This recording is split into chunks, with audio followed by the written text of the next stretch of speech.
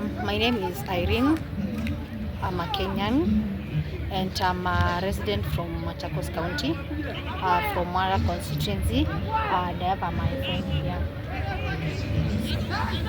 I'm a resident of Tharaka Nithi County.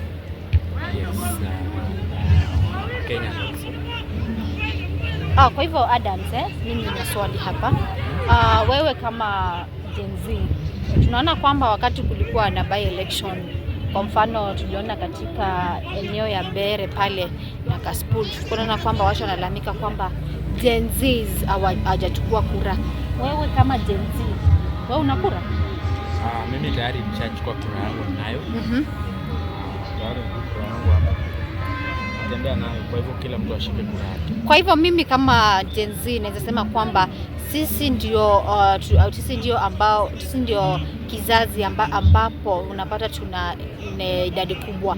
Kwa hivyo nawaomba kizazi cha Gen Z, tafadhali twende tuchukue kura na tuhakikishe kwamba tunaenda kupiga kura, kwa sababu back in 2022 when I was going to vote, I was very surprised to see that I was the only young